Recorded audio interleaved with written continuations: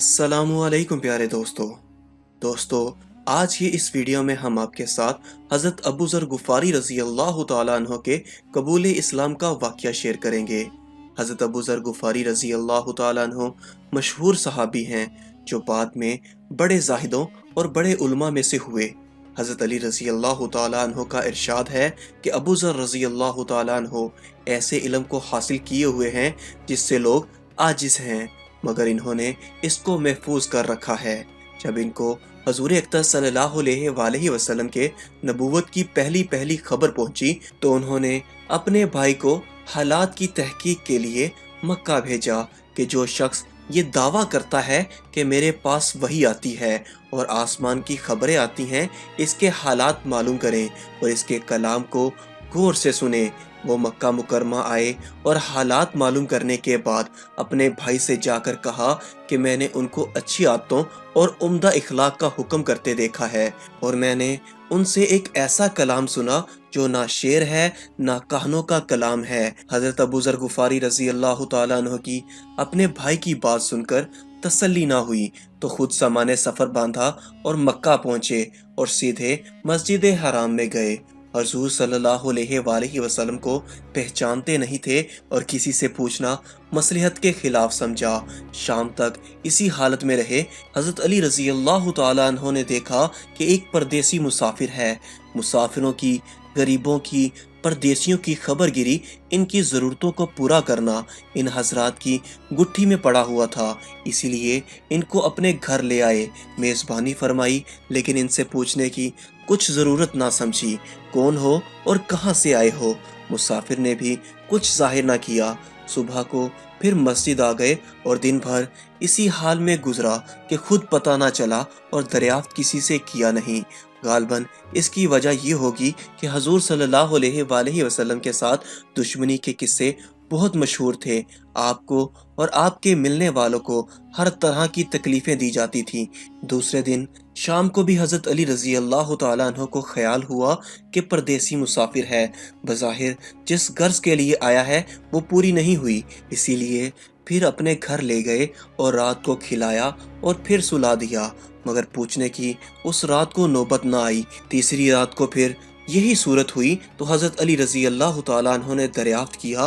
फरमाया कि तुम किस काम से आए हो, क्या गर्ज है? तो हज़रत अबू ज़र रज़ी अल्लाह तआला अन्हो ने पहले इनको कसम और अहदो पैमान दिए इस बात के कि वो सही बताएं।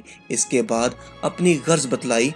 हज़रत अली रज़ी अल्लाह तआला अन्हो ने फरमाया कि वो बेशक अल्लाह के रसूल हैं और सुबह को जब मैं जाऊं तो तुम भी मेरे साथ चलना, मैं वहां तक पहुंचा दूंगा, लेकिन मुखालफत का जोर है, इसलिए रास्ते में अगर मुझे कोई शख्स ऐसा मिला जिससे मेरे साथ चलने की वजह से तुम पर कोई अंदेशा हो तो मैं पेशाब करने लगूंगा या अपना जूता दुरुस्त करने लगूंगा। तुम सीधे चले जाना, जिसकी वजह से तुम्हारा मेरे साथ होना मालूम ना हो। चुनाचे सुबह को हज़रत अली रज़ी अल्लाह तआला अन्हो के पीछे पीछे हजूर की खिदमत में पहुँचे। वहाँ जाकर बातचीत हुई। इसी वक्त मुसलमान हो गए। हजूर अक़दस सल्लल्लाहु अलैहि वसल्लम ने उनकी तकलीफ़ के ख्याल से फरमाया कि अपने सलाम को अभी जाहिर ना करना, चुपके से अपनी कौम में चले जाओ, जब हमारा गलबा हो जाए उस वक्त चले आना। उन्होंने अर्ज़ किया, या रसूल अल्लाह सल्लल्लाहु अलैहि वसल्लम, उस ज़ात की कसम जिसके कब्ज़े में मेरी जान है कि इस कलमा तौहीद को उन बेईमानों के बीच चिल्ला के पढ़ूंगा। चुनाचे इसी वक्त मस्जिद हराम में तशरीफ ले गए और बुलंद आवाज में कलमा पढ़ा। इनकी इस आवाज को सुनकर चारों तरफ से लोग उठे और इस कदर मारा मरने के करीब हो गए। हजूर सल्लल्लाहु अलैहि वसल्लम के चचा हजरत अब्बास रजी अल्लाह तआला अन्हो, जो इस वक्त तक मुसलमान भी नहीं हुए थे, उनके ऊपर बचाने के लिए लेट गए और लोगों से कहा कि ये क्या जुल्म करते हो, ये शख्स कबीला गुफ़ार का है और ये कबीला मुल्क शाम के रास्ते में पड़ता है। तुम्हारी तजारत वगैरह सब मुल्क शाम के साथ है। अगर ये मर गया तो शाम के लोगों का आना जाना बंद हो जाएगा। उस पर उन लोगों को भी ख्याल हुआ कि मुल्क शाम से सारी ज़रूरतें पूरी होती हैं, वहाँ का रास्ता बंद हो जाना मुसीबत है, इसलिए इनको छोड़ दिया। दूसरे दिन फिर इसी तरह उन्होंने जाकर फिर बुलंद आवाज में कलमा पढ़ा और लोग اس کلمے کے سننے کی تاب نہ لا سکے، اس لیے ان پر ٹوٹ پڑے۔ دوسرے دن پھر حضرت عباس رضی اللہ تعالیٰ عنہ نے اسی طرح ان کو سمجھا کر ہٹایا کہ تمہاری تجارت کا راستہ بند ہو جائے گا۔ تو دوستو، یہ تھا حضرت ابو ذر غفاری رضی اللہ تعالیٰ عنہ کے اسلام قبول کرنے کا واقعہ۔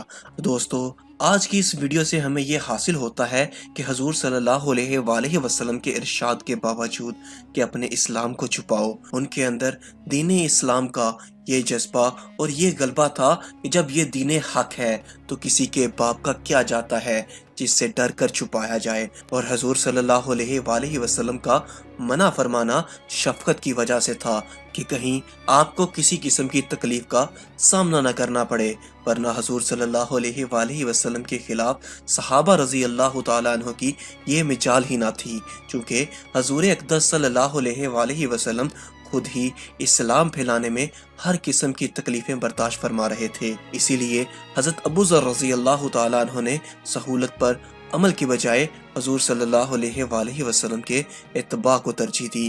یہی ایک چیز تھی کہ جس کی وجہ سے ہر قسم کی ترقی، چاہے وہ دینی ہو یا دنیاوی، صحابہ اکرام رضی اللہ تعالیٰ عنہ کے قدم چوم رہی تھی اور ہر میدان ان کے قبضے میں تھا۔ جو شخص بھی ایک مرتبہ کلمہ شہادت پڑھ کر اسلام کے جھنڈے کے نیچے آتا تھا، بڑی سے بڑی قوت بھی اس کو روک نہ سکتی تھی، اور نہ بڑے سے بڑا ظلم اس کو دین کی اشاعت سے ہٹا سکتا تھا۔ دعا ہے کہ اللہ تعالی ہم سب کو بھی صحابہ کرام رضی اللہ تعالیٰ عنہ کے نقش قدم پر چلنے کی توفیق عطا فرمائے۔ آمین یا رب العالمین۔